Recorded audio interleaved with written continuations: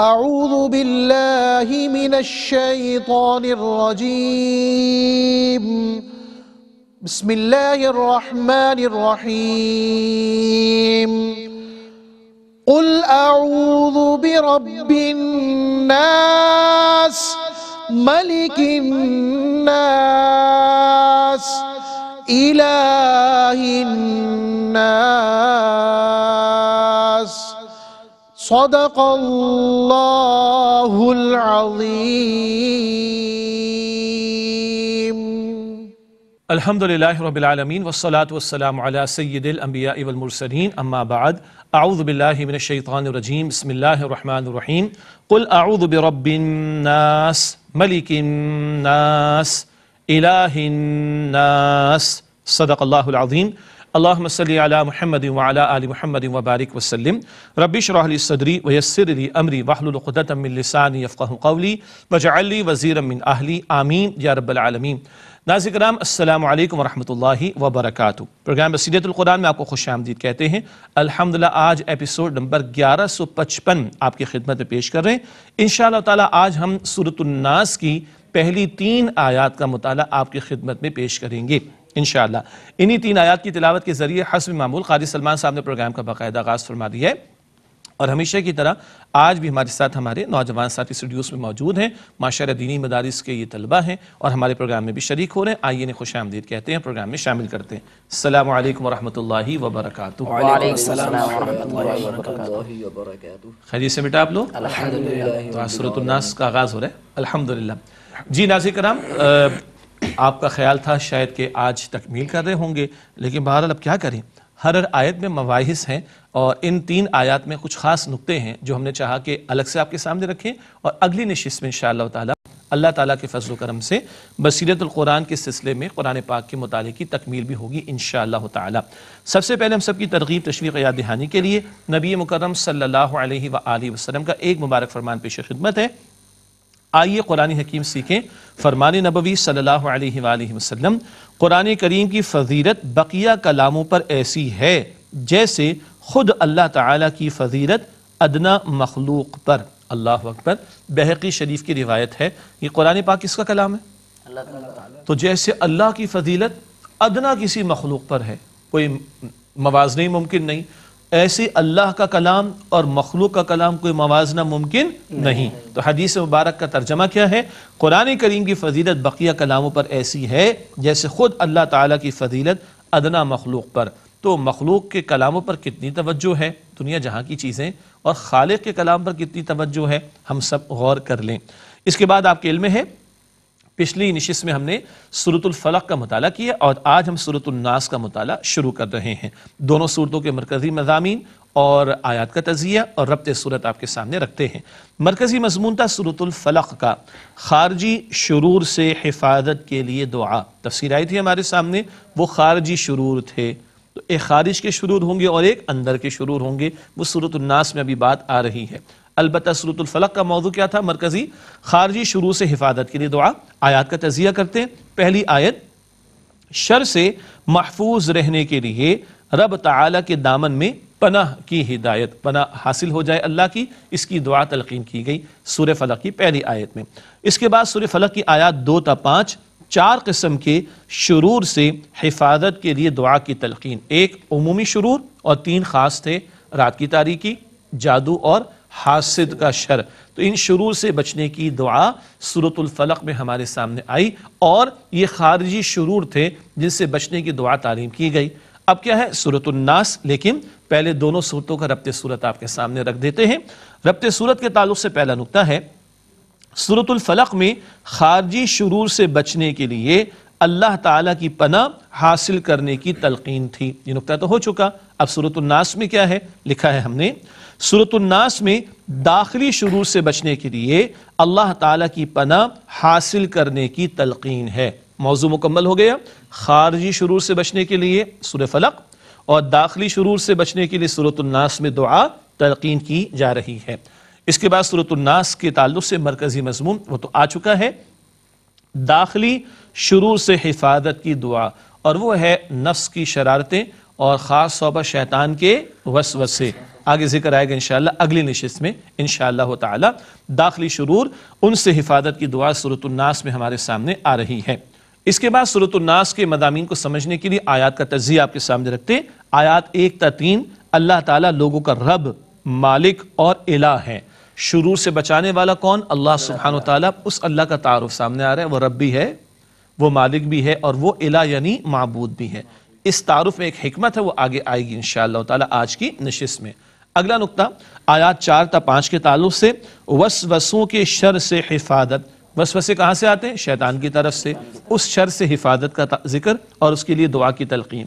اور آخر میں آیت نمبر 6 انسانوں اور جنات کے شر سے حفاظت۔ شیطان کی پارٹی کے لوگ انسانوں میں بھی ہیں اور جنات میں بھی، اور ہم نہیں جانتے، تو ان سے بچانے والا کون ہے؟ اللہ۔ ان سے بچنے کے لیے بھی دعا کس سے؟ اللہ سبحانہ وتعالی سے۔ یہ موضوعات ہیں جو سورۃ الناس میں ہمارے سامنے آئیں گے انشاءاللہ تعالی۔ تو ناظرین کرام، سورہ فلق اور سورہ ناس، ان کا نام کیا ہے؟ معوذتین۔ یاد آ گیا؟ معوذتین 2 صورتیں، ان کا مرکزی مضمون، ان کے آیات کے تجزیے اور پھر ربط صورت ہم نے آپ کے سامنے رکھ دیے۔ اب چلتے ہیں سورۃ الناس کی جو پہلی 3 آیات کا آج ہم مطالعہ کر رہے ہیں، ان کا مفہوم اور ترجمہ سمجھنے کی طرف۔ آپ صلی اللہ علیہ وآلہ وسلم فرمائیے، میں لوگوں کے رب کی پناہ میں آتا ہوں، لوگوں کے بادشاہ کی، لوگوں کے معبود کی۔ یہ 3 آیات کا ترجمہ ہوا۔ ہو سکتا ہے آپ کے ذہن میں سوال ہو، بہت سادہ سی بات ہے، بالکل سادہ سی بات ہے، مگر اللہ تعالیٰ کا کلام بھی ہے اور قرآن پاک کی آخری سورت بھی ہے، تو اتنی سادہ بات بھی نہیں ہے، اس میں بہت گہری باتیں اہل علم نے بیان فرمائیں۔ کچھ ہم آپ کے سامنے مختصراً رکھیں گے اور آپ محسوس کریں گے کہ شاید 3 آیات کے بیان کے لیے بھی وقت کم محسوس ہوگا۔ اللہ اکبر۔ اس کے بعد چلتے ہیں ربط آیات کی طرف، گزشتہ آیات اور آج کی زیر مطالعہ آیات کا باہمی تعلق۔ ٹھیک ہے، ربط آیات کے ضمن میں پہلا نقطہ اسکرین پر ملاحظہ فرمائیے گا۔ سورۃ الفلق میں عمومی اور 3 خصوصی شرور سے حفاظت کے لیے اللہ تعالیٰ کی پناہ حاصل کرنے کی تلقین تھی۔ ایک عمومی اعتبار سے شرور کا بیان اور 3 خصوصی شرور کا بیان۔ اگر میں یہ کہوں تو جملہ آسان لگ رہا ہے آپ کو، شرور کا ذکر کافی تھا سورۃ الفلق میں۔ کس کا؟ شرور کا۔ یہ نقطہ ذہن میں رکھیے گا، آپ کو بھی یاد ہو جائے گا۔ شرور کا زیادہ ذکر سورۃ الفلق میں ہے، سورۃ الناس میں کوئی خاص بات اور ہے۔ آئیے آگے چلتے ہیں۔ سورۃ الناس کی ابتدائی 3 آیات میں شرور سے بچانے والے اللہ تعالیٰ کی 3 صفات رب، الہ اور معبود ہونے کا ذکر ہے۔ سورۃ الناس میں بچانے والے کا ذکر زیادہ ہے۔ دوبارہ سورہ فلق میں شرور کا ذکر زیادہ اور سورۃ الناس میں شرور سے بچانے والے رب اللہ کا ذکر زیادہ ہے۔ یہ نقطہ سمجھ آ گیا؟ آگے کچھ اور بھی سمجھ آئے گا انشاءاللہ تعالی۔ آگے چلتے ناظرین کرام تعارف کی طرف۔ جو باتیں تفصیل سے تشریح میں ہمارے سامنے آتی ہیں ان کا خاکہ یا آؤٹ لائن پہلے ہمارے سامنے آتا ہے۔ تعارف کے حوالے سے ہمیشہ 3 ہی باتیں بیان ہوئیں، تو آخری صورت چل رہی ہے اس میں بھی آج بھی 3 باتیں، اور انشاءاللہ اگلی نشست میں بھی 3 ہی باتیں آپ کے سامنے رکھیں گے۔ ٹھیک ہے، تعارف کے حوالے سے پہلا نقطہ ہے اللہ تعالیٰ کی عظیم صفات کا بیان، رب، الہ، معبود۔ ٹھیک ہے، رب بلکہ رب اور ملک یعنی بادشاہ اور الہ۔ الہ کا ترجمہ میں نے کر دیا تھا معبود۔ 3 اہم صفات رب کائنات کے تعلق سے آئیں گی۔ اگلا نقطہ، اللہ تعالیٰ مخلوقات کی تمام ضروریات کا کفیل ہے۔ کفالت کرنے والا کون ہے؟ اللہ۔ ربوبیت کرنے والا کون؟ اللہ۔ تو شرور سے بچانے والا بھی کون؟ اللہ۔ اگلا اور آخری نقطہ تعارف کے ذیل میں، پوری کائنات کی حکمرانی اللہ تعالیٰ ہی کے لیے ہے اور وہی حقیقی معبود ہے۔ جب پوری کائنات کی حکمرانی اس کے لیے ہے تو نفع نقصان کا کل مالک بھی کون ہے؟ وہ اللہ۔ تو کوئی شر مجھے نقصان نہیں پہنچا سکتا جب تک کہ اس کی اجازت نہ ہو۔ تو شر سے بچنے کے لیے دعا کس سے کروں؟ اللہ تعالیٰ سے کروں۔ یہ ہے اللہ کے تعارف کے حوالے سے جو اہم باتیں سورۃ الناس میں ہمارے سامنے آ رہی ہیں۔ اس کے بعد چلتے ہیں آیات کے تجزیے کی طرف۔ ہر آیت کا ٹاپک یا موضوع بیان کرتے ہیں۔ سورۃ الناس کی آیات 1 تا 3 کا تجزیہ۔ سب سے پہلے آیت نمبر 1، اللہ تعالیٰ تمام لوگوں کا رب ہے۔ آیت نمبر 2، اللہ تعالیٰ ہی حقیقی بادشاہ ہے۔ آیت نمبر 3، اللہ تعالیٰ ہی لوگوں کا حقیقی معبود ہے۔ اس طرح ناظرین کرام الحمدللہ آج کی زیر مطالعات کا مفہوم و ترجمہ، ربط آیات، تعارف اور تجزیے کا بیان مکمل ہوا۔ اب وقت ان آیات کی تشریح کا مطالعہ شروع کر رہے ہیں۔ سورہ ناس کی آیت نمبر 1 سے ارشاد ہوا اس مقام پر، قل اعوذ برب الناس۔ اس آیت کا مفہوم و ترجمہ، آپ صلی اللہ علیہ وآلہ وسلم فرمائیے میں لوگوں کے رب کی پناہ میں آتا ہوں۔ یہ آیت نمبر 1 کا مفہوم اور ترجمہ۔ تشریح کے حوالے سے پہلا نقطہ، معوذتین کی اہمیت اور نبی کریم صلی اللہ علیہ وآلہ وسلم کے معمولات یاد آ گیا؟ پچھلی نشست میں کہا تھا کہ آئندہ اس پر کلام کریں گے۔ پہلی بات سورۃ الفلق اور سورۃ الناس، ان دونوں کا مجموعی نام کیا ہے؟ معوذتین، دو پناہ دینے والی صورتیں، ٹھیک ہے؟ اہم نقطہ کیا ہے؟ قرآن حکیم شروع سے پڑھتے ہوئے آئے، اللہ ہمیں مزید پڑھنے کی سمجھنے کی توفیق عطا فرمائے۔ اللہ تعالیٰ کے احکامات بھی سامنے آ گئے، ہدایت بھی سامنے آ گئی، تو اب آخر میں دو پناہ گاہیں اللہ تعالیٰ عطا فرما رہا ہے۔ کیا عطا فرما رہا ہے؟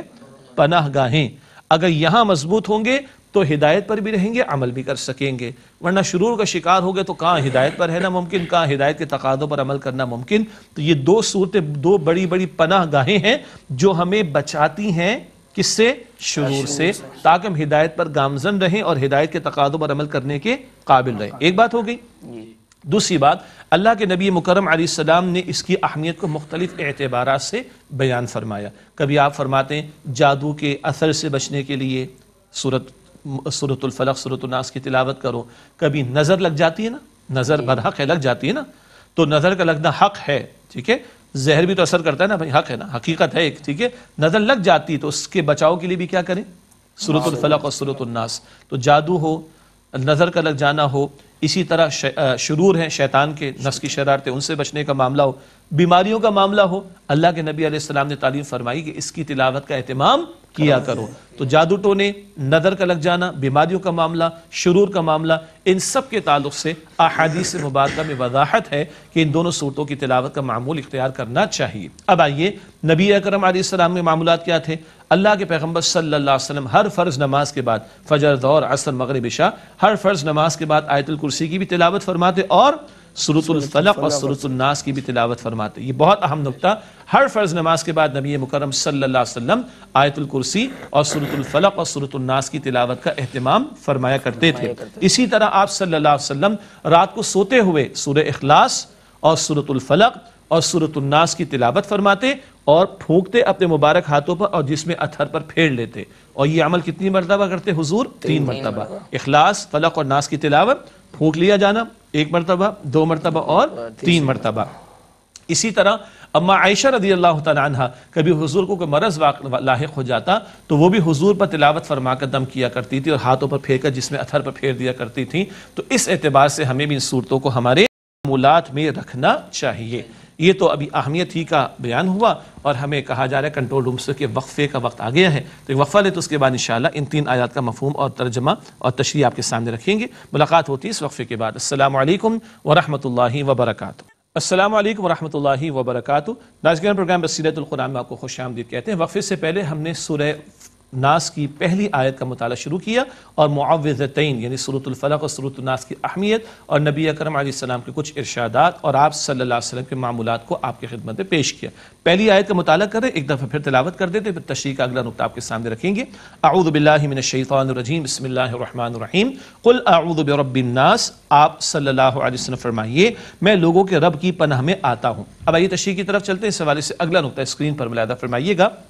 سورۃ الفلق میں ان شرور سے اللہ تعالیٰ کی پناہ حاصل کرنے کی تلقین تھی جو انسان کے ظاہری حالات اور جسمانی کیفیت کو متاثر کرتی ہیں۔ خارجی شرور ہم بات کر چکے ہیں۔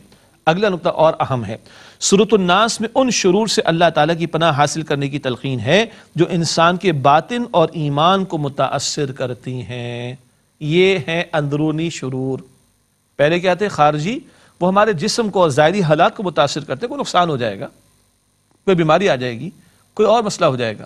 لیکن جو سورہ ناس میں ذکر آ رہا ہے وہ اندرونی شرور وہ ہیں جو ہمارے باطن کو اور ہمارے ایمان کو متاثر کرتے ہیں، اور یہ سب سے بڑی دولت ہے بندے کے پاس۔ اگر یہ لٹ گئی تو بندہ کہیں کا نہیں رہے گا۔ اہم نقطہ آگے چلتے ہیں۔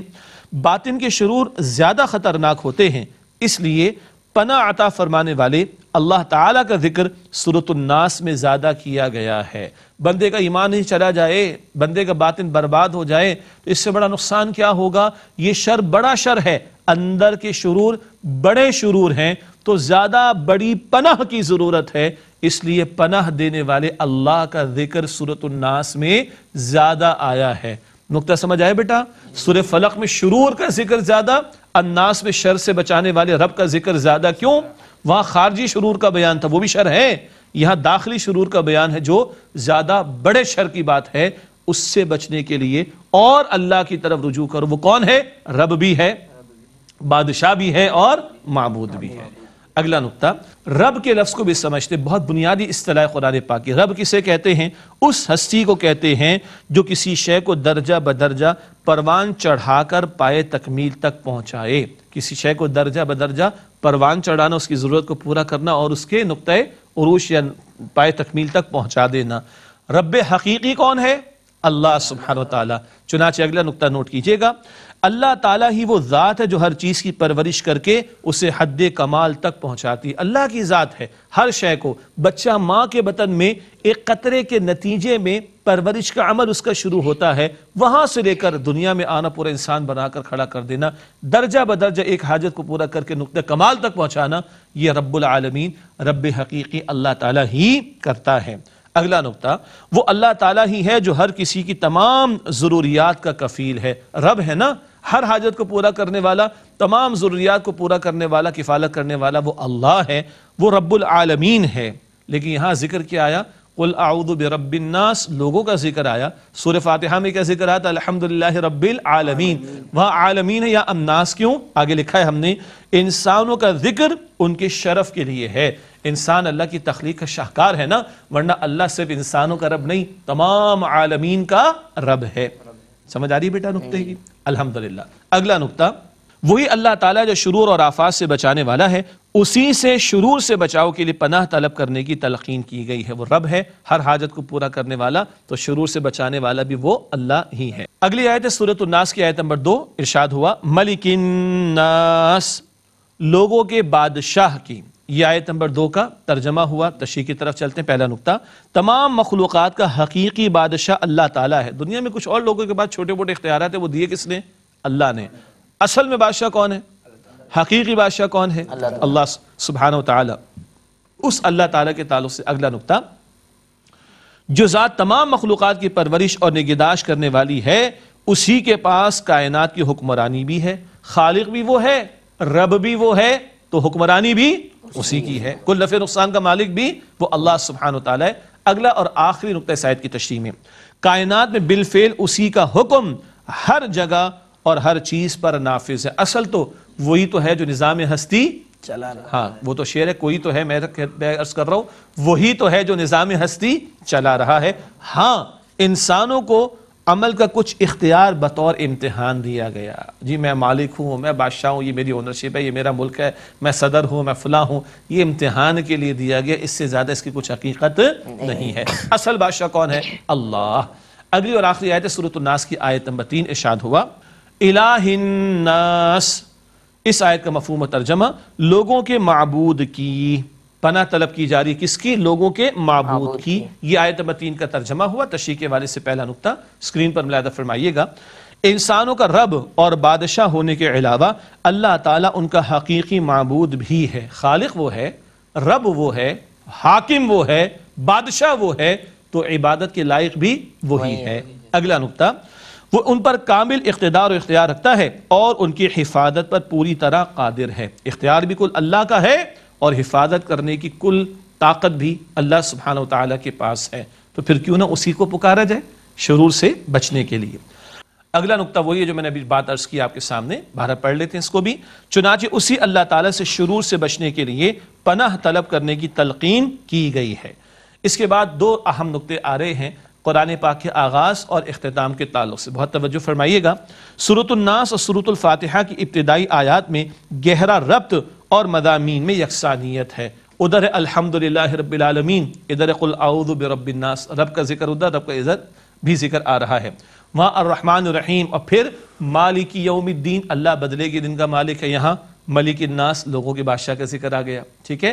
وہاں ایاک نعبد، اے اللہ تیری عبادت کرتے ہیں، یہاں الفاظ الہ الناس، لوگوں کا کیا ہے؟ معبود ہے۔ ربط سمجھ میں آ گیا بیٹا؟ اب اسی پر آخری نقطہ ہے اس آیت کی تشریح کے تعلق سے۔ قرآن کریم اللہ تعالیٰ کا انتہائی جامع اور مربوط کلام ہے۔ ہم شروع دن سے پڑھتے آئے ربط صورت، ربط آیات، ربط صورت، ربط آیات، اور آج کیا نقطہ سامنے آ گیا؟ ادھر سورہ فاتحہ پہلی سورت، ادھر سورۃ الناس آخری سورت، یہ بھی آپس میں مربوط ہیں اپنے مضامین کے اعتبار سے، بیان کے اعتبار سے۔ یہ اللہ کے کلام کا اعجاز ہے کہ انتہائی جامع اور مربوط کلام ہے جو قرآن حکیم کی صورت میں اللہ سبحانہ وتعالیٰ نے ہمیں عطا فرمایا۔ ناظرین کرام 3 آیات سورۃ الناس کی آج ہم نے تکمیل ان کی ہے، بقیہ آیات 3 انشاءاللہ اگلی نشست میں مکمل بھی کریں گے اور تکمیل قرآن کا بھی انشاءاللہ موقع ہوگا۔ البتہ اس وقت موقع ہے ہمیشہ کی ترتیب کے مطابق سوالات کا، چلتے ہیں ہمارے ساتھیوں کی جانب اور اس سے دریافت کرتے ہیں آج کیا سوالات یہ ہم سے پوچھنا چاہ رہے ہیں۔ جی بیٹا پہلا سوال آپ کا۔ عبادت کا مفہوم بیان فرما دیں۔ عبادت کا مفہوم بیان کر دیں۔ سورہ قریش میں بھی آیا تھا فَلْيَعْبُدُوا رَبَّ هَذَا الْبَيْتِ، عبادت عبد سے بنا، عبد کہتے ہیں غلام کو۔ غلام کتنے گھنٹے کا غلام ہوتا ہے بیٹا؟ 24 گھنٹے۔ ہاں 2 گھنٹے کا تو نہیں نا، تو ہمیں اللہ کی عبادت کتنے گھنٹے کرنی ہے؟ 24 گھنٹے۔ ایک بات۔ دوسری بات، غلام مجبوراً غلام ہوتا ہے، بھاگنے کا موقع ملے گا رکے گا کبھی؟ اللہ کی عبادت مجبوراً کرنی نہیں بھائی، وہ رب ہے، خالق ہے، مالک ہے، معبود ہے، محبت کے جذبے کے ساتھ اللہ کی عبادت 24 گھنٹے میں اللہ کا بندہ بننے کی کوشش کرنا۔ مزید تفصیلات ہیں وہ ہم پہلے بیان کر چکے ہیں۔ ٹھیک، آپ کا سوال؟ میرا سوال یہ ہے کہ قرآن مجید میں لفظ رب جو ہے اکثر جگہ پہ اللہ تعالیٰ کے لیے وضع کیا گیا ہے، لیکن قرآن مجید میں آیا وَقُرَّبِّ ارْحَمْهُمَا كَمَا رَبَّيَانِي صَغِيرًا، یہاں پہ تو ماں باپ کے لیے، تو اس کی وضاحت کر دیں۔ ماشاءاللہ، اس کا مطلب دعا کرتے ہیں نا ماں باپ کے لیے۔ جی یہاں تو بہت سے لوگ ہیں جن کو دعا بھی نہیں آتی اور بھول جاتے کہ ماں باپ کے لیے دعا بھی کرنی چاہیے۔ استغفر اللہ، بہت اچھا سوال ہے کہ رب العالمین تو اللہ ہے، رب کا لفظ اللہ کے لیے آیا، اور قرآن کریم میں ماں باپ کے لیے جو دعا سکھائے گی وہاں بھی رب کا لفظ آ رہا ہے، رب ارحمہما کما ربیانی صغیرا، اے میرے رب، پکار کس کو رہے؟ رب کو۔ رب کو ارحمہما، ان دونوں پر رحم فرما، کما ربیانی، جیسے انہوں نے میری ربوبیت کی تھی، میں بھی ترجمہ کر دوں گا، میری کیا کی تھی؟ ربوبیت کی تھی، صغیرہ جبکہ میں چھوٹا تھا، مجھے پالا تھا، تو اللہ تو نے جیسے انہوں نے میرے ساتھ شفقت کی تھی، اب تو یہ بڑھاپے میں آگے تو ان پر شفقت کا معاملہ فرما، اے میرے رب تو رحم فرما، جب انہوں نے میری ربوبیت کی تھی، پرورش کی تھی۔ اب نقطہ سمجھنے کا کیا ہے، خالق کون ہے؟ اللہ۔ ہماری ولادت کا ذریعہ کون بنے؟ ماں باپ۔ رازق کون ہے؟ اللہ۔ رزق کون دیتا ہے؟ اللہ۔ کھلاتے پلاتے ظاہر کے تحت کون ہے؟ ماں باپ۔ ہاں، تو رب کا لفظ ماں باپ کے لیے بھی آ جائے، کوئی حرج نہیں، پرورش وہ کرتے ہیں، مگر پرورش کرنے کی توفیق کون دیتا ہے؟ اللہ تعالیٰ۔ پرورش کرنے کے لیے ان کے دل میں محبت کون ڈالتا ہے؟ اللہ۔ پرورش کرنے کے لیے وسائل کس نے دیے؟ اللہ نے۔ وہ اگر وسائل استعمال کر کے ہماری پرورش کرنا چاہے تو اس کی اجازت کون دے گا؟ اللہ۔ تو مجاز کے طور پر کہتے ہیں کہ رب کا لفظ ماں باپ کے لیے آیا، حقیقت میں رب کون ہے؟ اللہ سبحانہ وتعالیٰ۔ وضاحت ہوگی بیٹا؟ جی ماشاءاللہ۔ جی بیٹا آپ کا سوال؟ جی میرا سوال یہ ہے کہ اللہ تعالیٰ حقیقی بادشاہ ہے، اور یہ جو دنیا کے بادشاہوں کے پاس اختیارات ہیں ان کا کیا مفہوم ہے؟ ہاں بہت زبردست سوال ہے۔ حقیقی بادشاہ تو اللہ ہے، تو یہ دنیا کے بادشاہ بھی تو خدائی کے دعوے، استغفر اللہ، فرعون نے خدائی کا دعویٰ کیا تھا، پھر کیا ہوا تھا؟ غرق کر دیا گیا نا، نشان عبرت بھی بنا دیا گیا۔ تو ہم نے جملہ کہا تھا اصل میں تو حاکم کون ہے؟ اللہ۔ اصل میں بادشاہ کون ہے؟ اللہ۔ تھوڑا سا اختیار اللہ تعالیٰ نے دیا ہے بندوں کو امتحان کے لیے، چاہو تو اما شاکر و اما شکر گزار بنو، ناشکر، زندگی امتحان کے لیے ہے۔ تو یہ امتحان میں کسی کو اللہ زیادہ دے رہے، کسی کو کم، کسی کا صبر کا امتحان، کسی کا شکر کا امتحان، لیکن دے کون رہا ہے؟ اللہ۔ بندے سمجھتے ہم ہی ہم ہیں، حالانکہ موت بھی آ جاتی، فرعون بھی مر گیا، نمرود بھی مر گیا، شداد بھی مر گیا، سارے مر گئے نا۔ جو مر جائے وہ معبود حقیقی نہیں ہو سکتا، وہ بادشاہ حقیقی نہیں ہو سکتا۔ اور اللہ کی شان کیا ہے؟ حی لا یموت، از خود وہ زندہ ہے، اللہ کو موت نہیں آئے گی۔ تو یہ امتحان کے لیے اللہ سبحانہ وتعالی نے تھوڑا بہت اختیار بندوں کو دیا، جس کا کل انہیں اللہ کو جواب دینا ہے۔ ناظرین کرام الحمدللہ سوالات ان کے جوابات آپ کی خدمت میں پیش کیے گئے، پروگرام کے آخری لمحات اور آخری مختصر سیگمنٹس کو آپ کے سامنے رکھتے ہیں۔ سب سے پہلے قرآنی معلومات کا نقطہ۔ قرآن کریم میں پاروں کی تعداد 30 ہے، منزل 7 ایک ہفتے میں قرآن پاک کی تکمیل ہو جائے نہیں ہو پا رہی، تو بھائی 30 پارے ہیں، ایک مہینے میں تو قرآن پاک کی تلاوت کی تکمیل ہو جانی چاہیے۔ پھر سوال کر لیتے ہم نے لاسٹ ٹائم کب تکمیل کی تھی، میں بھی سوچوں آپ بھی سوچیں، آگے چلتے۔ حاصل مطالعہ، نبی اکرم صلی اللہ علیہ وسلم کے ذریعے امت کو شرور سے بچنے کے لیے اللہ تعالیٰ کی پناہ میں آنے کی تلقین کی گئی ہے، دعا سکھائی گئی ہے ہمیں۔ اگلا نقطہ، اللہ تعالیٰ مخلوقات کی تمام ضروریات کو پورا کرنے والا ہے۔ اور اگلا نقطہ، اللہ تعالیٰ ہی حقیقی بادشاہ اور حقیقی معبود ہے، تو اسی سے مانگنا چاہیے، وہی شرور سے بچانے والا ہے۔ اس کے بعد چلتے ہیں جائزے کی طرف۔ ہمیشہ کی طرح آج بھی 3 سوالات ہیں سیلف اسسمنٹ کے لیے۔ ہم کہاں کھڑے ہیں؟ پہلا سوال، کیا ہم اپنی تمام تر حاجتیں مسبب الاسباب اللہ تعالیٰ کے حضور رکھتے ہیں؟ نبی اکرم علیہ السلام فرماتے ہیں جوتے کا تسمہ بھی مانگنا ہو تو کس سے مانگو؟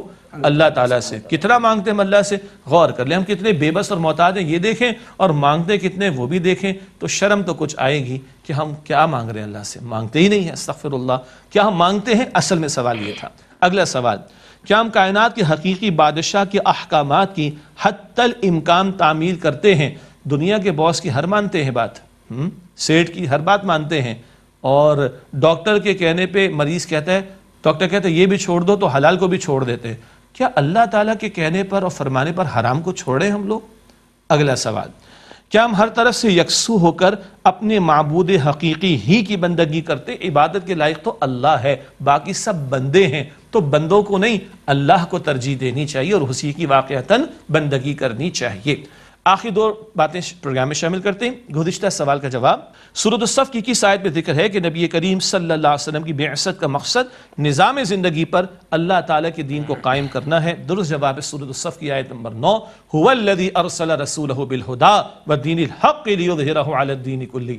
اللہ تعالیٰ جس نے اپنے رسول مکرم صلی اللہ علیہ وسلم کو بھیجا الہدا مکمل ہدایت نامہ قرآن پاک دے کر، و دین الحق دین حق دین اسلام دے کر، لیظہرہ علی الدین کلہ، تاکہ آپ اس دین حق کو کل نظام زندگی پر غالب فرما دیں۔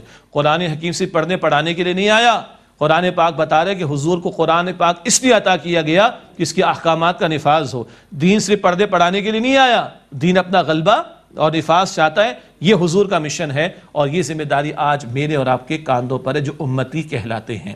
درست جواب سورہ صف کی آیت نمبر 9۔ آج کا سوال نوٹ کیجئے گا، سورۃ الجمعہ کی کس آیت میں قرآن کریم کے تعلق سے نبی کریم صلی اللہ علیہ وسلم کے 4 فرائض منصبی کا ذکر کیا گیا ہے؟ بہت اہم مقام ہے۔ سورہ جمعہ کی کس آیت میں قرآن کریم کے تعلق سے نبی کریم صلی اللہ علیہ وسلم کے 4 فرائض منصبی کا ذکر کیا گیا ہے؟ درست جواب انشاءاللہ اگلے پروگرام میں آپ سے شیئر کریں گے، اور اسی کے ساتھ چاہیں گے اجازت، اس لیے کہ وقت ہو گیا پروگرام کا مکمل۔ آپ تمام ساتھیوں کو بہت شکریہ، اللہ تعالیٰ آپ کو مزید ہمت و توفیق عطا فرمائے اور اخلاص پر رکھے اور آپ کے علم اور عمل میں ترقی عطا فرمائے۔ ناظرین کرام، ہم سب کو، ہماری پوری ٹیم کو، ہمارے قاری صاحب کو، تمام تعاون کرنے والوں کو، کیو ٹی وی کی انتظامیہ کو اور تمام مسلمانوں کو اپنی دعا میں یاد رکھیں۔ اے اللہ سبحانہ وتعالیٰ، تو ہی ہے کہ جس سے ہمیں مانگنا چاہیے، اپنی ذات کا یقین عطا فرما، اور اللہ تمام شرور سے ہم سب کی حفاظت فرما، اور واقعتاً اپنی ہی عبادت کی مکمل طور پر ہمیں توفیق عطا فرما۔ وآخر دعوانا ان الحمدللہ رب العالمین، والسلام علیکم ورحمۃ اللہ وبرکاتہ۔